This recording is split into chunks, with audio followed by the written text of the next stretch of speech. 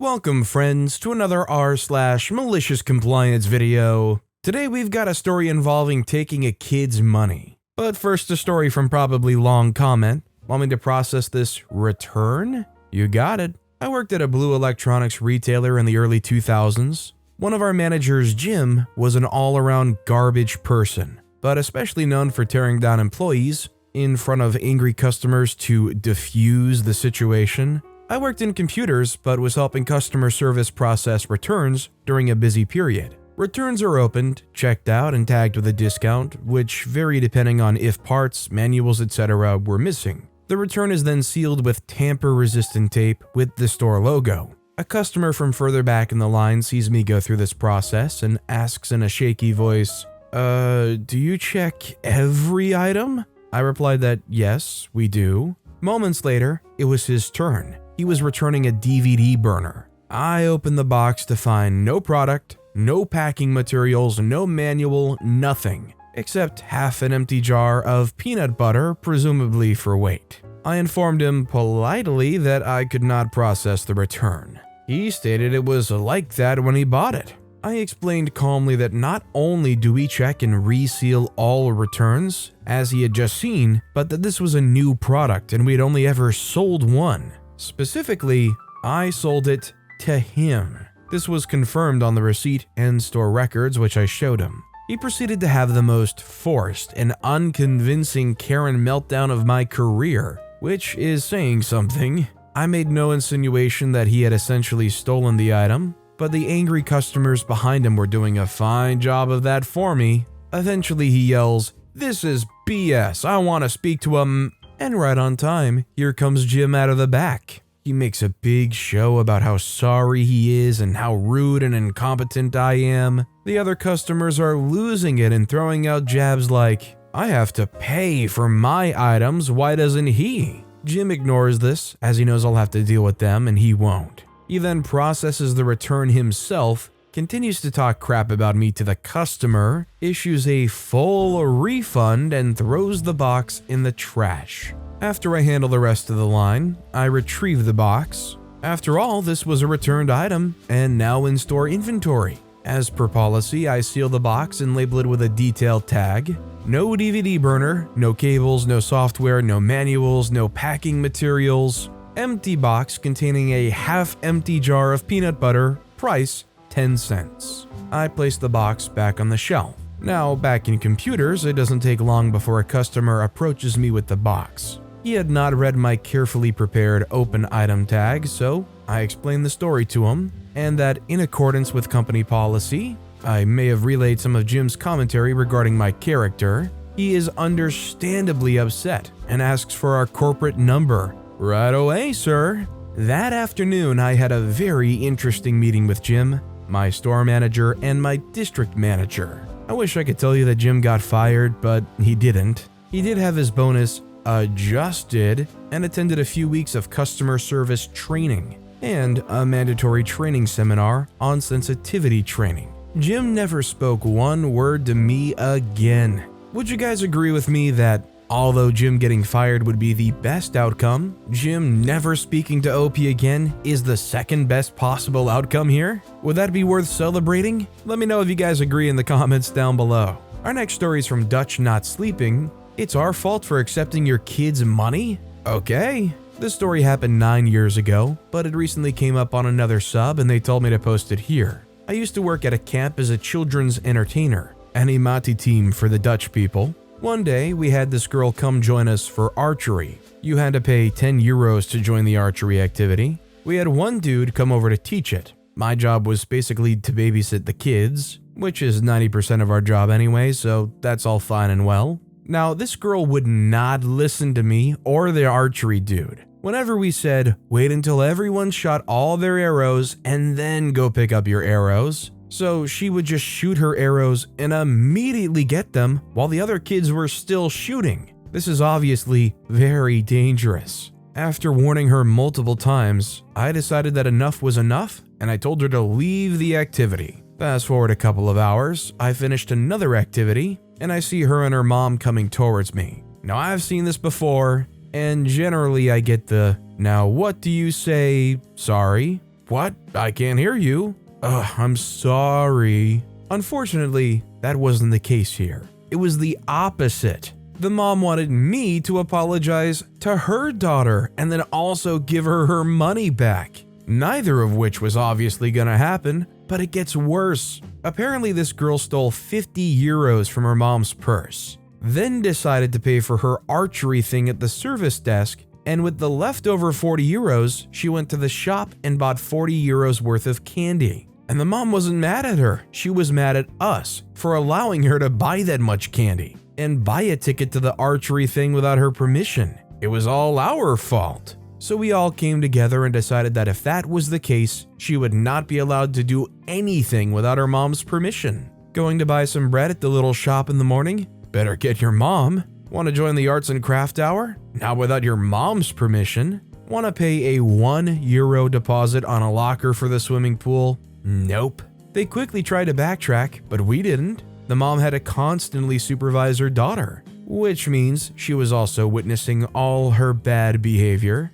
It was still all our fault though. Honestly, this is a beautiful compliance story because you actually held this mom responsible for their kid. They couldn't just pass them off on you and turn their brain off and blame you for everything that went wrong. Well, I mean, I guess they could still blame you, but they knew how much they were lying when they did at that point. By the way, if you're enjoying these stories, make sure to hit those like and subscribe buttons down below so you never miss any of my daily videos. Our next story is from Zakura. You don't have time to fix me an ID card?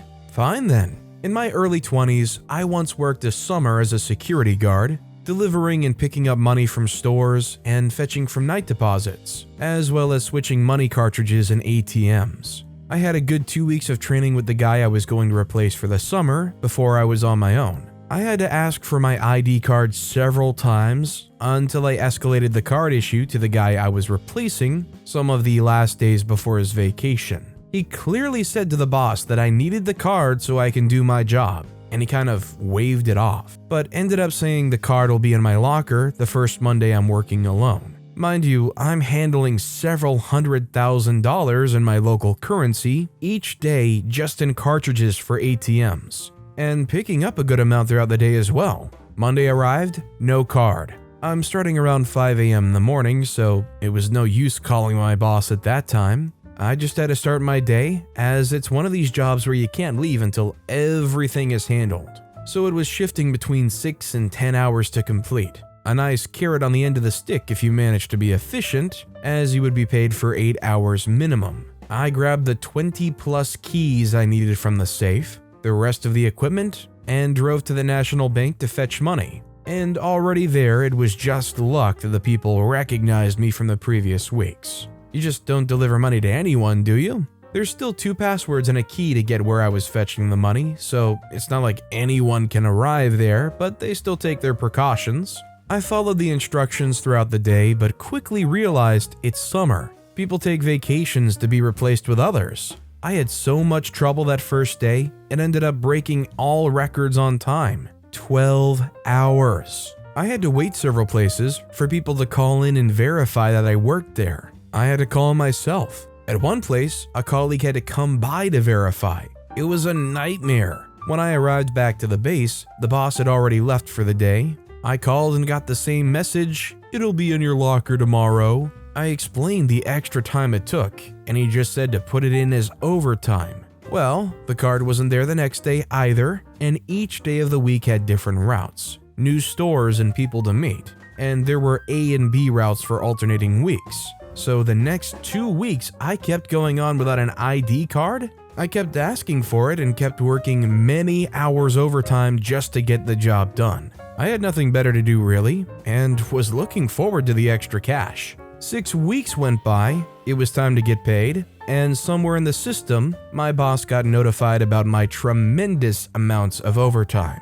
He was fuming, very intimidating as I was quite young. Told me I should have learned the ropes by now and not spend so much time on the route. I tried mentioning the ID card issue, but he wasn't interested in hearing about it now. Well, fine, I thought. Time for some malicious compliance. I got more and more frustrated the longer I thought about the situation.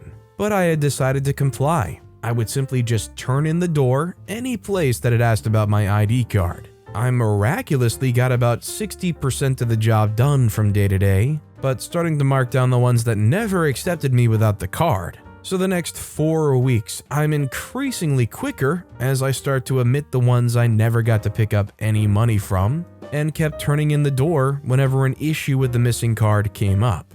I had some days completed in a new record-breaking 4 hours, and most days were between 5 and 6 hours, still getting paid for 8.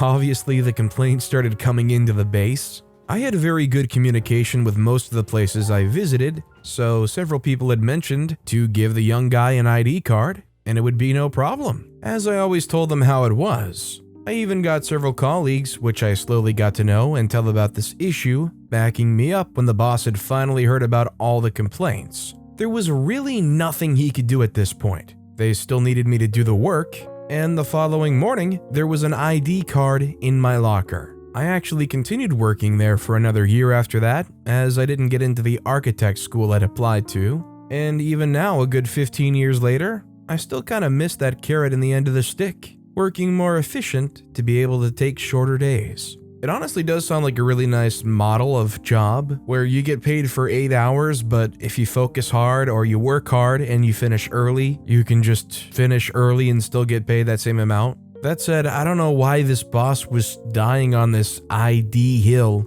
I just can't fathom that it would be that hard to get a new ID. This next story is from Beartooth 1836. I maliciously comply with a superintendent for new hospital construction. About a decade ago, I worked for a concrete inspection company. Our main job was to take samples from the new concrete being poured for future testing. The testing was to make sure that it was mixed properly to hold the correct weight. We had to look for additional things, but that was on a job-to-job basis. At the time the story takes place, I'd been working for a company for 3 months. I had the basics down but still needed help with some of the add-on jobs. Just like all great jobs, on a Friday at 3:30 p.m., the dispatcher called me into his office to tell me that I would be going out with, we'll call him Jay, to a new hospital being built. Jay walked in and he looked pissed. So after arguing with our dispatcher for a little bit, we hung our heads and drove out to the job site. On the way there, Jay told me a bit about the people working at the site and what I could expect.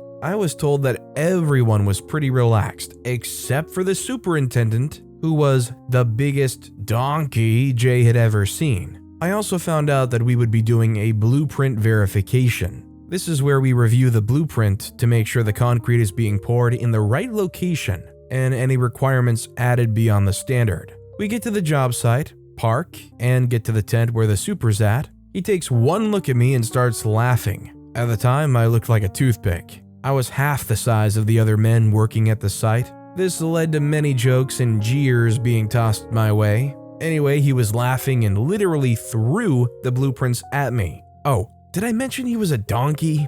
We reviewed the blueprints, thanked him for his time, trying to stay professional even though he really didn't deserve it, and went back to our truck. This is where it all gets going for real. I had left something on the toolbox of the truck, and without thinking anything about it, just opened the door and stepped 1 foot out of the truck, turned and got the item. No hard hat, no safety vest, just a 4-second retrieval of what I needed. Holy crap, it was like I ran under a piece of heavy machinery. The super was at the truck, pounding on the window faster than lightning. After rolling down the window, the conversation went like this. He says, "Who the heck do you think you are?" I say, "OP." They say, "I meant why in the freak are you on my job site with no hard hat?" I say, "It was just a quick in and out. There's no equipment running at the moment. We're waiting on the concrete." The supervisor says, "Like I give a crap, you little jerk. Get out of that truck one more time without a hard hat and you are fired." I say, "I don't work for you, so go ahead and try." They say, "Just do your freaking job correctly. Wear your darn hard hat," and storms off. Well, I did just that. I waited until the concrete truck got to the job site and everything was ready for the pour. At the time, I told the super that Jay and I had a question about the blueprint. At the section where we were going to pour, the blueprint stated, "No earth form pours." This means that they can't just dig a hole and pour concrete, but have to form it up with wood or other materials. The pour they were doing was a support for a load-bearing column. And you guessed it, it wasn't formed up. We had no authority to shut the site down. only to write a report and send it to our bosses. They would then talk about the reports with the project manager. I hadn't quite learned to keep my mouth shut and write the report. After I told him that we would have to report all of this, he said, "I don't give a freak what the blueprint says. There's no need to form this up and we aren't going to. We're pouring the concrete." Well, okay then. We thanked him and went back to the truck, filled out the report, and waited. We didn't even bother to take samples. The whole section would have to be ripped out since it wasn't in compliance with the building specs. Noticing this, the super again storms up to the truck.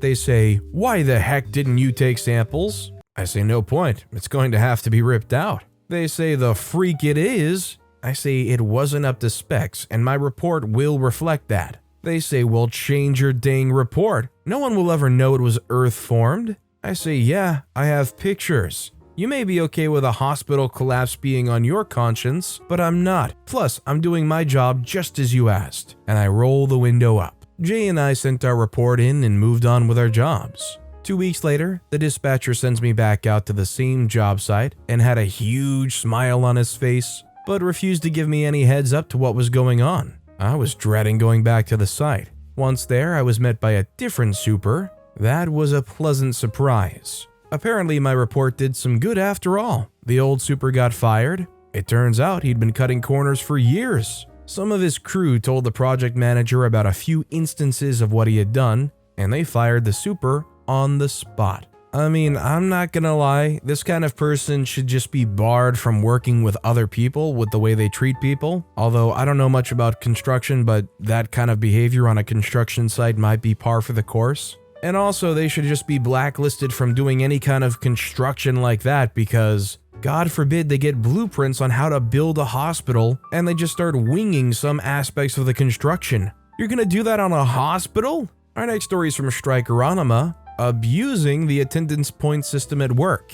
So I was working at a company I'll call Ida Or, and they have a 4-point attendance policy. Every time you call out or leave work early, you use a point. When you get 4, you're fired. Now, when you call in late, you use 1/3 of a point. Their policy was, be it a minute or an hour, you're still late. Well, one day I had to take my wife to a medical appointment about an hour and a half away, which was fine except it ran a lot longer than expected. I was gonna be 5 minutes late and HR would force me to use 1/3 of a point. At this point in time with this company, I saw them screw over way too many people when it came to hours. So I said, screw it. Called in late by 2 hours, which is the max before you have to use a whole point, and took my wife out to a nice lunch and even had a half-hour nap.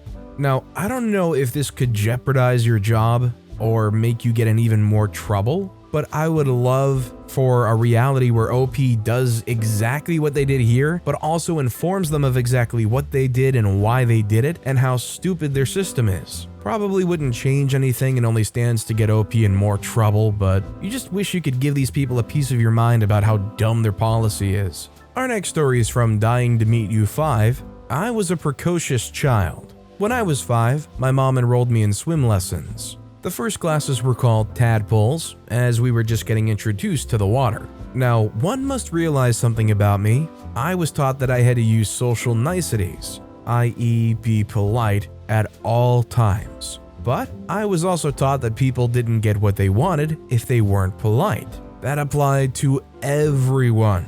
Examples of people not getting what they wanted because they were rude were always pointed out to me as I grew out of toddlerhood into a school-aged child. So I began swim lessons. Unfortunately, the lady teaching my class wasn't polite at all. There were no please and thank yous, no praise for doing things correctly, only shouting and expressed aggravation.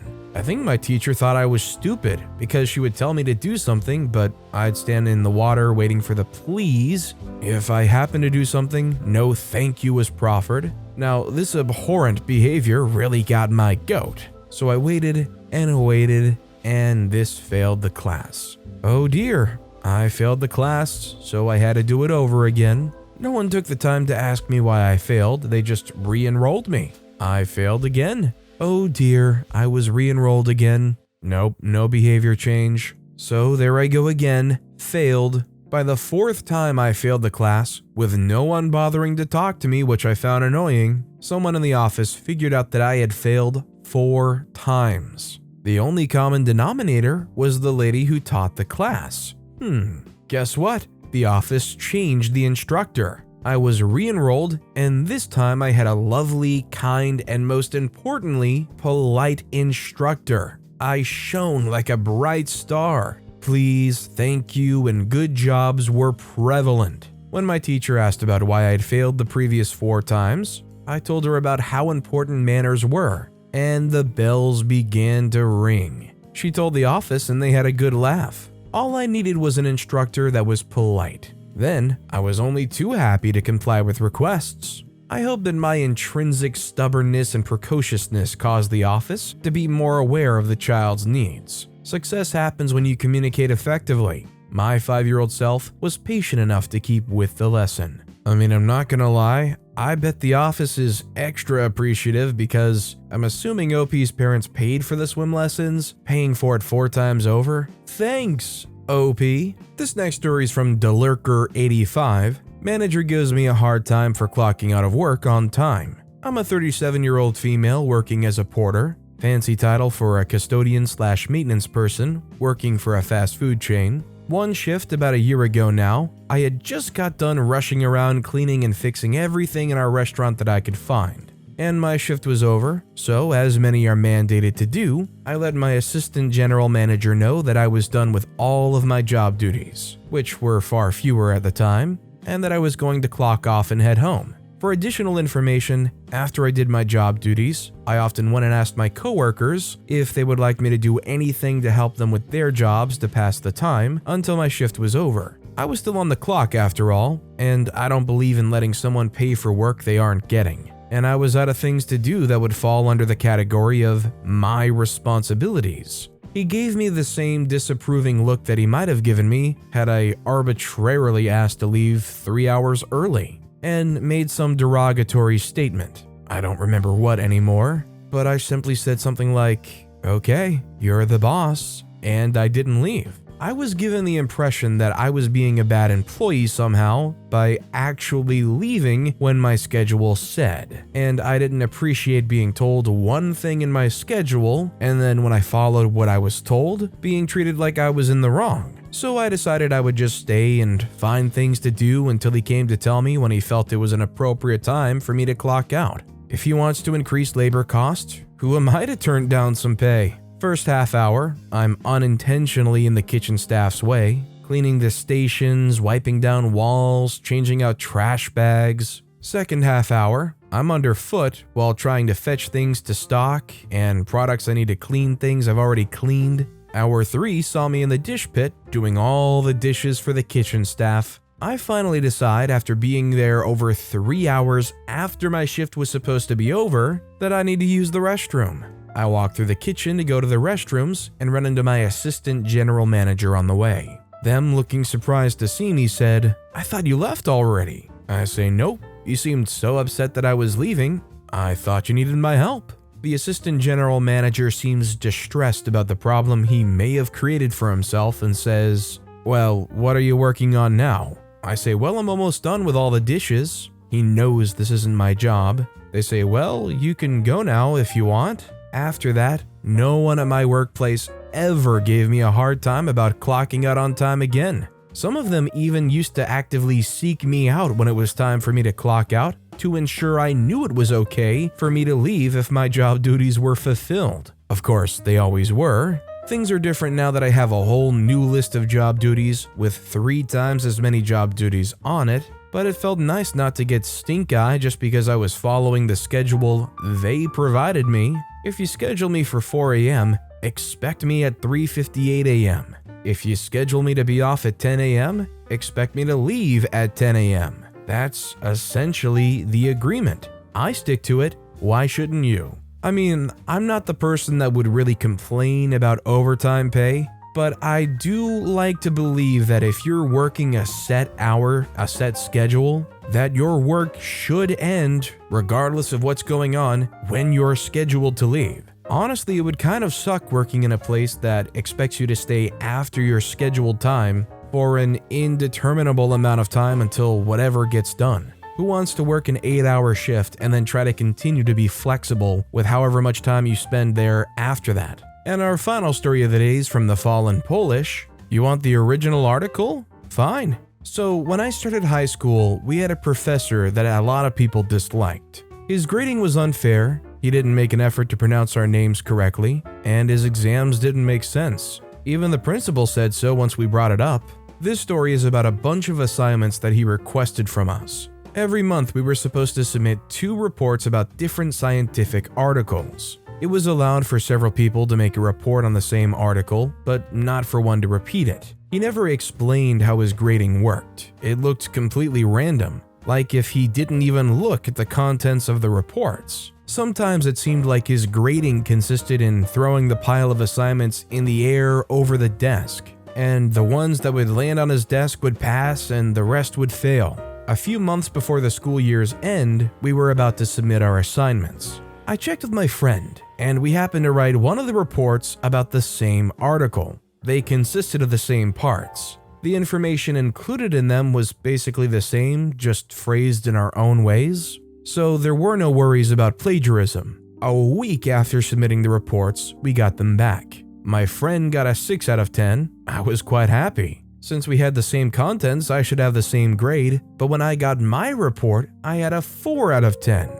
How, I asked myself, and stormed to my professor's desk. I confronted him, and he was just making excuses, telling me that it was missing crucial parts, that it was missing basic information from the article, etc. I called his bluff, asking my friend to bring his report. I put them side by side and pointed out they have both the same information. They both consisted of the same parts. They both followed his own instructions. So how is it possible that one has a 6 and the other a 4? Well, he said he didn't care, that the grades stay the same, and next time, use an article from its original source, make a glossary with words you don't understand, and if you do understand everything, write it in the glossary, and that we shouldn't challenge his grades because they will not change. No one was happy with what he said. My friend asked me if I was going to bring this matter up with the principal. I told him that I was not, that I had a better idea.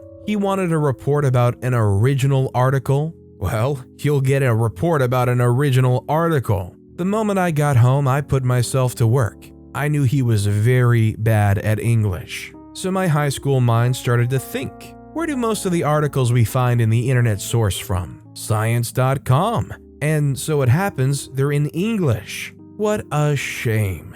I searched for a few hours for the longest article there was. Found one that consisted of 15 pages. Perfect. I pasted it in the report and started writing about what it explained. Who wrote it? He wanted a glossary? There's nothing to be written here because the language used in the article is easy to understand. After a few hours, I had it. 20 pages of report about an article that my professor will have a very hard time reading.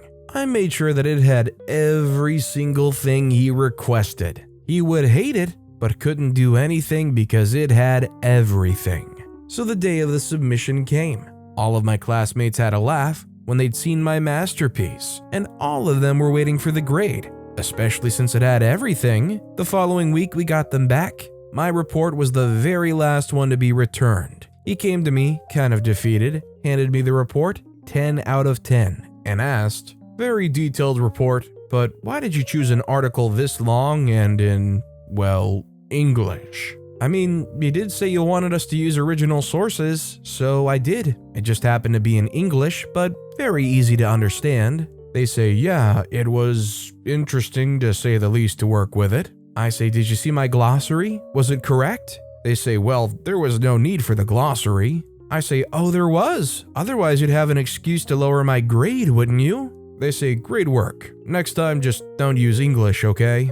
I say, will you start grading fairly then? The class snickered and giggled. He just looked at me and walked away. From then on, he hasn't complained about a single article from any of my classmates, and especially no comments on my reports. I wonder why. As a fallout, the guy was fired after the school year ended. It was his first year at our school, and he treated all his students like that. Sadly, I think part of the college experience, most people who went to college and had various classes, a lot of them run into having a professor like this that grades based off of no rubric. They just feel it out. Or God forbid, they just pick favorites. I'm glad the school did the right thing and took a guy who literally didn't even do their job and sent them packing. But with that being said, that's all the time we have for today. Now, if you want to hear another compliance story that was way crazier than any of the ones in this video, click on that left video. Or if you missed my latest video, check out the one on the right. That said, I'll see you all next time with some more stories.